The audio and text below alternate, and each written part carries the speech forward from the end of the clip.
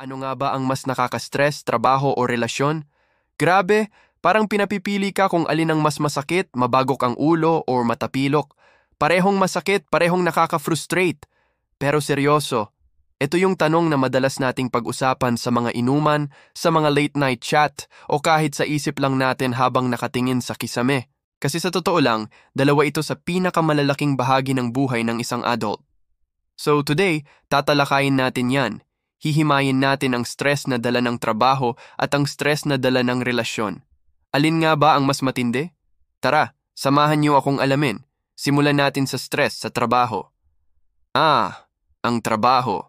Yung dahilan kung bakit kailangan natin ng kape sa umaga at kung bakit minsan gusto na lang nating mag-hibernate. Ang work stress, napaka-common yan. Sino ba naman ang hindi nakaranas ng pressure mula sa boss? O yung feeling na tonelada ang deadlines at parang hindi ka na natatapos. Nandyan din yung office politics, yung mga kasamahan mong mahirap pakisamahan, o yung pakiramdam na underpaid at underappreciated ka.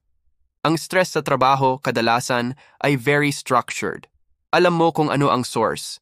Yung project, yung boss mo, yung mabagal na internet. At dahil structured siya, may mga specific na paraan din para i-manage. Pwede kang mag-file ng leave, pwede kang mag-usap sa HR or sa pinakamatinding sitwasyon, pwede kang mag-resign at humanap ng bagong trabaho. Ang work stress, bagamat nakakapagod at nakaka-drain, ay mayroong off switch. Pag-uwi mo ng bahay, sa ideal world, dapat tapos na. Pwede mo nang iwan sa opisina ang lahat ng problema. Siyempre, hindi laging ganun kadali, pero may boundary. May katapusan ang oras ng trabaho. Ngayon, punta naman tayo sa kabilang ring, ang relationship stress. Kung ang work stress ay parang isang structured na boxing match, ang relationship stress naman ay parang isang 24/7, unpredictable na wrestling match na walang rules. Ang stress sa relasyon, galing yan sa mga bagay na sobrang personal at emotional. Hindi pagkakaunawaan, selos, problema sa pera, issue sa pamilya ng isa't isa, or yung simpleng tanong na saan tayo kakain na nauuwi sa malaking away. Ang pinakamahirap sa relationship stress ay yung pagiging constant nito. Wala itong off switch. Hindi mo pwedeng i-clock out ang partner mo pagdating ng 5 p.m. Kasama mo siya sa isip mo, sa puso mo, at madalas sa bahay mo. Ang mga problema, dala-dala mo kahit saan ka magpunta. Kapag may away kayo, apektado ang focus mo sa trabaho, ang mood mo sa pakikisama sa iba, at kahit ang tulog mo sa gabi. Ang emotional investment dito ay napakalalim. Ang sakit na nararamdaman mo ay hindi lang basta pagod, kundi kirot sa puso. Kung ikukumpara natin, ang work stress ay parang isang matinding sakit ng ulo. Nakakainis, nakakadistract, pero alam mong may gamot para dyan. Pwede kang uminom ng pain reliever, magpahinga, at mawawala rin. Ang relationship stress, para namang isang chronic illness. Hindi laging malala, pero laging nandoon, at kailangan ng constant management at effort para hindi lumala. Ang epekto ng work stress, madalas ay sa performance at productivity mo lang. Pero ang epekto ng relationship stress, tumatago sa lahat ng aspeto ng buhay mo. Pwedeng maapektuhan ang iyong self-esteem, ang iyong mental health, at ang buong pananaw mo sa buhay. Pero teka, baka sabihin nyo, so mas masama pala ang relationship stress. Hindi rin. Kasi sa kabilang banda, ang solusyon sa work stress, madalas ay very transactional.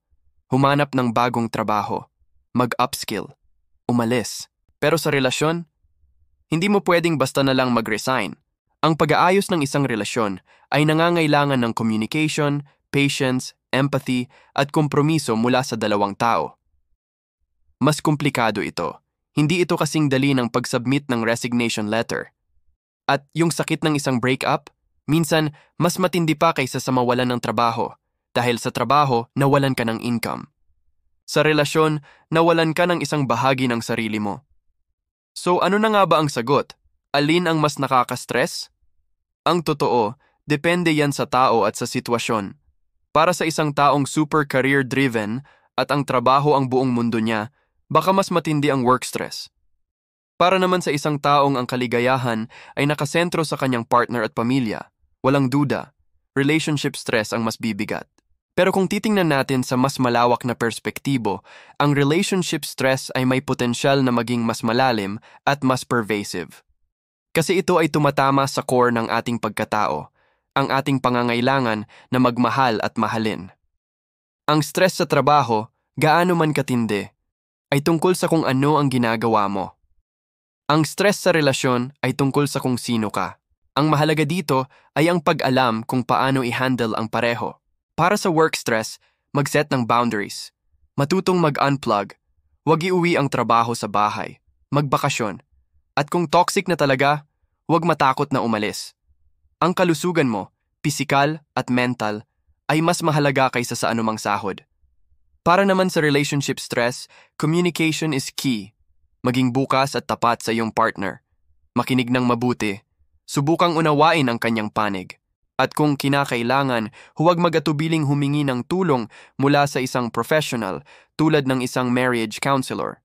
Tandaan, ang isang malusog na relasyon ay dapat source ng suporta, hindi ng stress. Sa huli, ang buhay ay isang balanse ng lahat ng ito. Ang trabaho at relasyon ay parehong may kakayahang magbigay sa atin ng sobrang saya at sobrang stress. Ang sikreto ay hindi ang pag-iwas sa stress, kundi ang pag-aaral kung paano ito i-navigate.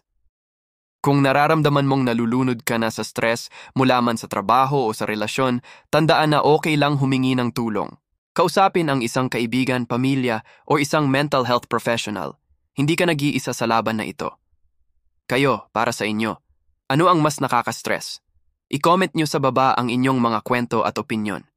Gusto naming marinig yan.